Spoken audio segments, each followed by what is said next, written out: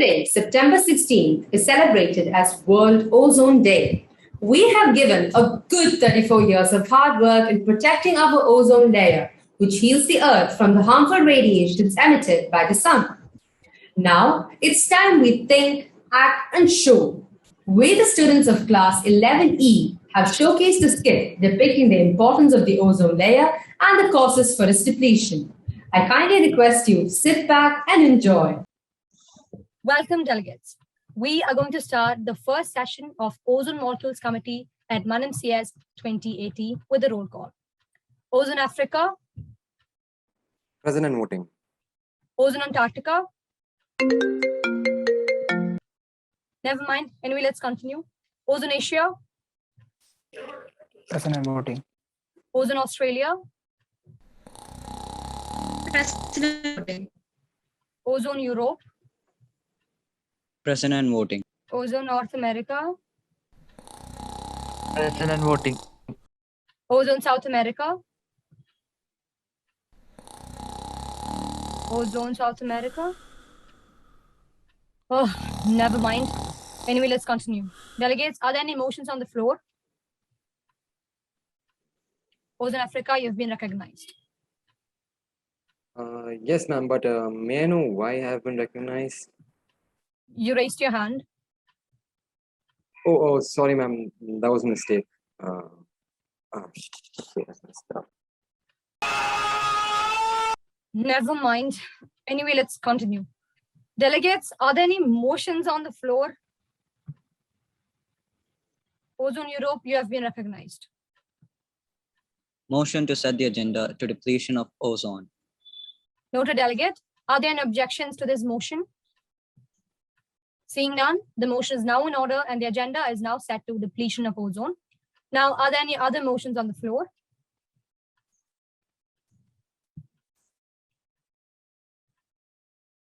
Ozone Australia, you've been recognized.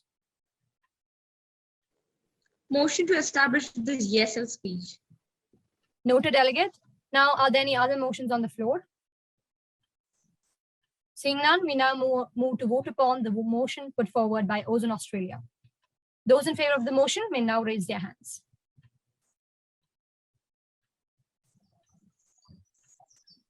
Since everyone is in favor of the motion, this motion clearly passes. Delegates, please note, you're now in a formal session of the general speakers list for a total time period of 20 minutes.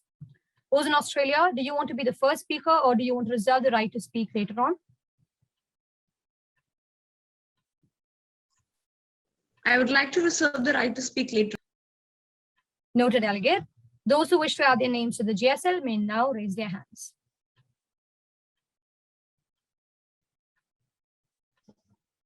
Delegate of Europe, you've been recognized. Delegate of Africa, you've been recognized. Delegate of Asia, you've been recognized. Delegate of Australia, you've been recognized. Delegate of South America, you've been recognized. Delegate of North America, you've been recognized. Delegate of Antarctica. Never mind, let's continue. Delegate of Europe, you now have the floor. Thank you, Chair, for recognizing me.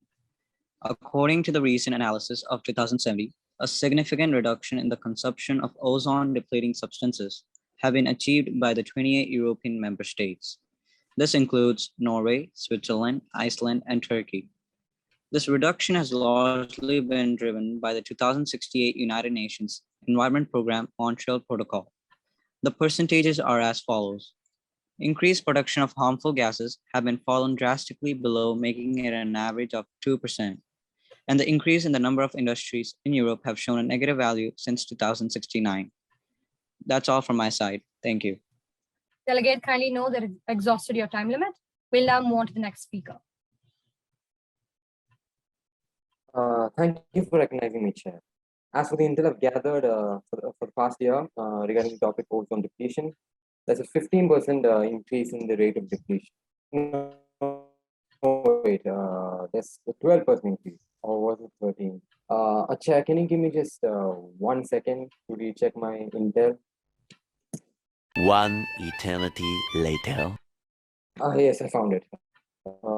There's a 13% increase in the rate of depletion of ozone as compared to last year.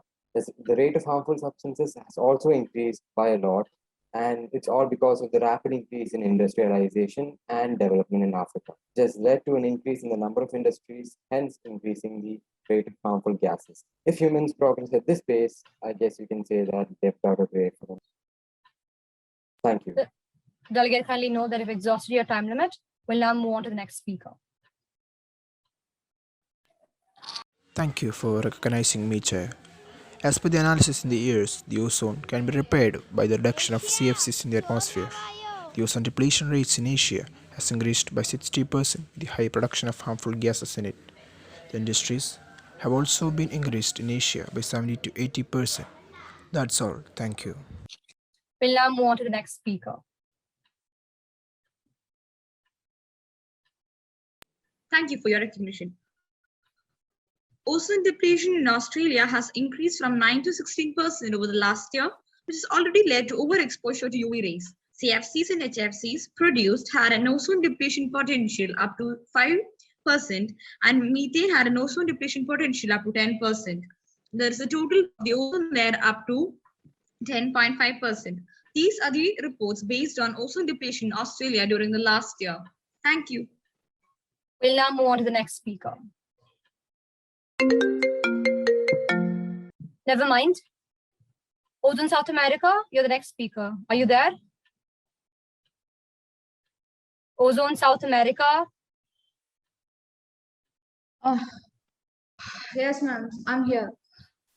So what's the situation right now? You're supposed to do the report. Report, ma'am. Okay.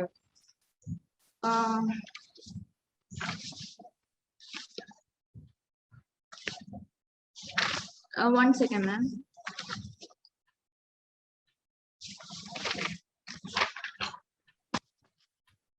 Okay.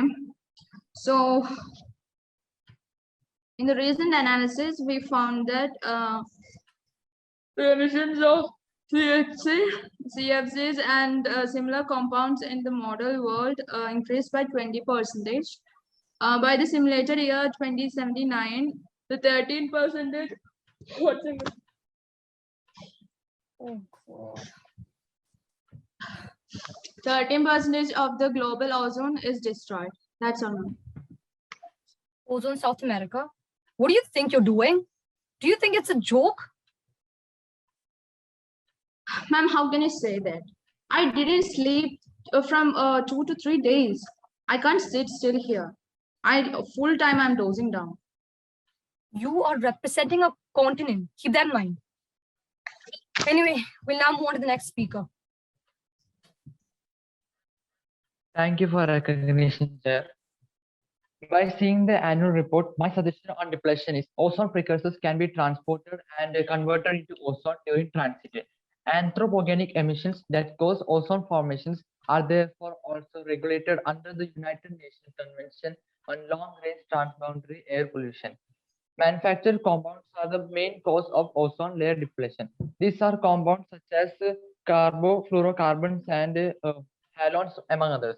In general, when atmosphere ozone falls 1%, it is equivalent to an increase of 1 to 2% in UV radiation at ground level. In 2079, about 68 million tons of pollution were emitted into the atmosphere in the United States. That's all my report. Thank you. We'll now move on to the next speaker, which is Antarctica. Oh, Shandia. Hello? Well, it seems like you're having a good time with the delegates. Ever wondered where Ozone Antarctica is? How we have held Ozone Antarctica and its companions as hostages. What are your motives? I have stationed each of my companions in the waiting room. So let's make a small deal. It's quite simple. All you have to do is let them in. What if I don't? If you don't, you know the consequences. Greenhouse effect, increase in sea level, new diseases every day, just to name a few. Oh God, I've no other way. I'll have to admit them.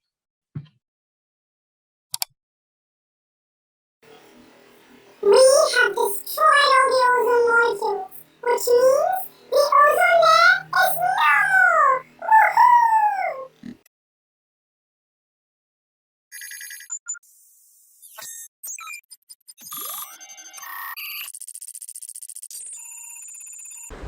The main cause of ozone depletion is manufactured chemicals like CFCs and various other gases like methane, carbon monoxide, etc. If the present rate of usage of harmful products continue, then by 2080 we will be coming across a situation which will be very similar to the one showcased in the skit. But don't worry too soon. We do have many methods in which we can prevent this. We could minimize the uses of certain machineries like air conditioners, refrigerators, and could also try and avoid dangerous gas consumption. But that's not all. Don't just keep this valuable information to yourself, spread it. Spread your message for everyone to know, everyone to act, and everyone to do. Save ozone for those unknown. Thank you.